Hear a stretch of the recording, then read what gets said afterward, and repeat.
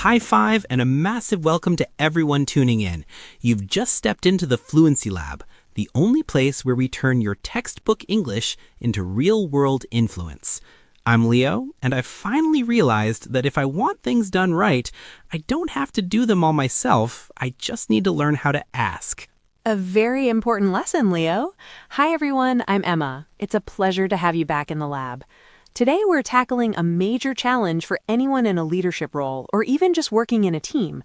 We're talking about delegating tasks. This is a tricky one. How do you tell someone what to do without sounding bossy or aggressive, especially in English, where the line between firm and rude can be very thin? Exactly. Being a leader isn't about giving orders, it's about giving direction.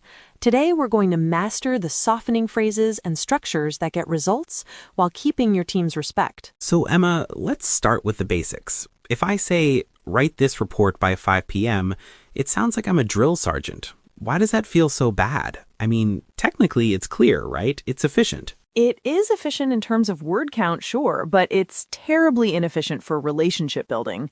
It's because you're using the imperative mood, the direct command. While it's grammatically correct, it leaves no room for the other person's autonomy. In English-speaking workplace cultures, particularly in the US, UK, Canada, and Australia, we generally prefer to use indirect language. So instead of telling, we should be asking. Is that the core shift? Precisely. You turn a command into a request or a collaborative suggestion. It makes the other person feel like a partner, not a servant. There is actually some fascinating research on this. A study published in the Journal of Pragmatics found that in high-stakes workplace environments, the use of mitigators, words that soften a request, directly correlates with perceived competence. Essentially, if you bark orders, people don't think you're strong, they think you're panicked or lacking social intelligence. That is wild. So being polite actually makes you look more competent? I feel like there's an old school mentality that says being the loud boss makes you the strong boss. That mentality is definitely fading. Modern leadership theory, backed by data from places like Harvard Business Review, suggests that psychological safety is the #1 predictor of team success. If I'm afraid you're going to snap at me with a direct command, I shut down. If you ask me, I feel safe to engage. So the language we use is the tool that builds that safety. Okay, so let's get into the toolkit. Give us some of these magic phrases to soften the blow. How do I move from drill sergeant to modern leader? One of the most common ways to delegate is using "would you mind" or "could you possibly?" These are modal verbs doing the heavy lifting here. Instead of "send me the files," try "would you mind sending me those files when you have a moment?" Oh, I love adding when you have a moment. It implies that I respect their busy schedule. It acknowledges that they aren't just sitting around waiting for me to speak. Exactly. It signals that you know they have other priorities. Another great one is, "I was wondering if you could." This is very common in the UK and the US because it sounds tentative and polite. For example, "I was wondering if you could take the lead on the presentation this week." That phrase, I was wondering, is interesting grammatically. It's past continuous, right? Why do we use the past tense for something we want right now? That is such a good observation. It's what linguists call distancing. By putting it in the past tense, "I was wondering" or "I was hoping," you create a little bit of distance between you and the request. It makes it less immediate and demanding. It effectively says, "I had this thought, but I'm not forcing it on you right this second." It's like verbal padding. You're wrapping the request in bubble wrap so it lands softly. Now, what if I want to sound like we're in this together? Sometimes delegation feels like dumping work on someone else. How do we avoid that vibe? That's where the collaborative approach comes in. Use "we" or "let's." This is great for setting a common goal. For instance, "Let's try to get this finalized by noon, shall we?" Or, "I think it would be great if we could focus on the client feedback today." It sounds less like I am the boss and more like this is what the project needs. You remove the ego from the equation. Right, you are focusing on the objective, not the authority. It shifts the dynamic from hierarchy to shared mission. And historically, this shift mirrors the change in the workplace itself. If you look at the Industrial Revolution, management was top-down because the work was mechanical. You didn't need a factory worker's opinion, you needed their hands. In the knowledge economy, we need people's brains. You can't command someone to be creative or insightful, you have to invite them to be. That's a profound point. The language has to evolve because the work has evolved. But let's play devil's advocate for a second. Sometimes people get annoyed when they're given extra work, no matter how nicely you ask. How do we handle that friction? This is where you explain the context. People are much more likely to help if they understand why their contribution matters. There's a classic study in social psychology by Ellen Langer called the copy machine study. She found that people were far more likely to let someone cut in line for a Xerox machine if the person simply gave a reason, even if the reason was obvious, like, because I have to make copies. Now, in business, we need better reasons than that, but the principle holds. So give me an example of the copy machine principle in a delegation scenario. Sure, instead of just saying, do the data entry, you say, could you handle this data entry? The reason I'm asking you is because you have the most experience with the software, and we need it to be error-free for the client. So you're actually giving them a compliment while giving them a task. You're saying, I'm not picking you because you're the victim, I'm picking you because you're the expert. It's a win-win. You're validating their skills, which makes them feel valued. You're tapping into their intrinsic motivation, the desire to be good at what they do, rather than extrinsic motivation, which is just doing it because they're paid to. Now, we talked about boundaries in a previous episode. As a leader, or even a peer, isn't there a risk of overloading people? Should I check if someone actually has the time before I drop a request on them? Absolutely. This is the difference between a boss and a mentor. Before you delegate, you need to check for capacity. Ask, do you have the bandwidth for a small task? Or what does your workload look like for the rest of the week? Bandwidth. That's a great tech-inspired word for time and energy. It's everywhere now. It really is. And notice how it depersonalizes the rejection. If I ask you, do you have the bandwidth, and you say no, you aren't rejecting me personally. You are just reporting on the status of your resources.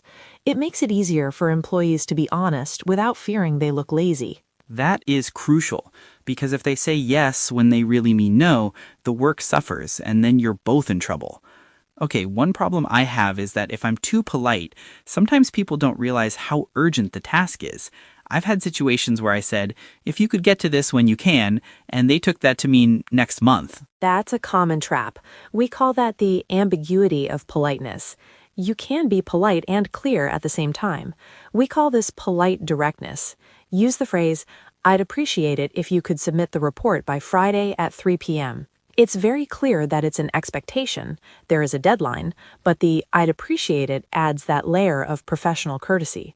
So you were attaching the softener to a hard deadline. It's like a velvet glove over an iron fist. Well, maybe a velvet glove over a firm handshake. Iron fist might be too strong, but yes. And another technique for urgency is checking in. Instead of do this now, try, is it realistic to have this done by end of day? If they say yes, they have now made a verbal commitment.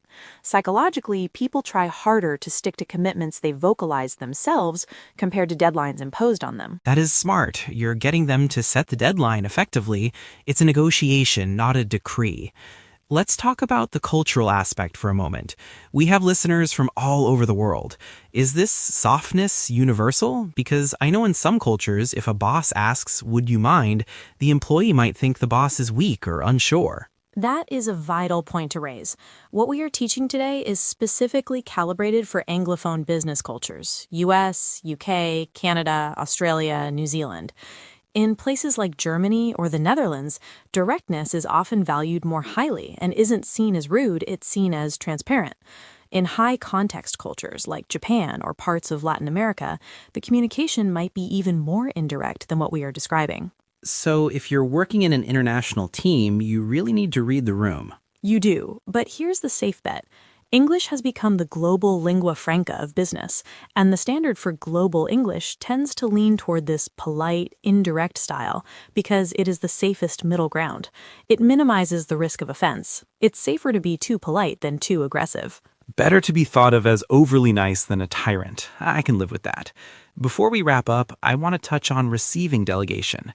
If I'm the one being asked, how do I respond to these softeners? Do I need to be equally flowery back? Not necessarily flowery, but positive and confirming. If I say, Leo, would you mind reviewing these slides? You don't just grunt. You say, I'd be happy to, or consider it done, or even, I can certainly take a look. Match the tone. If the request is polite, the acceptance should be gracious. And if I can't do it, if I really don't have the bandwidth? Then you use the yes but strategy. You validate the request, then explain the constraint. I would love to help with that, but I'm fully booked with the quarterly review until Thursday. Would Friday work for you? That is perfect. You aren't saying no, go away. You're saying yes to the idea, but the timing needs adjustment. It keeps the relationship intact. Exactly. It protects the relationship capital. And that is really what delegation is about. It's not just about getting tasks off your desk. It's about building a team that functions like a well-oiled machine because everyone respects each other's time and contribution. This has been incredibly useful. I feel like I have a whole new vocabulary for asking people to do things without feeling guilty about it.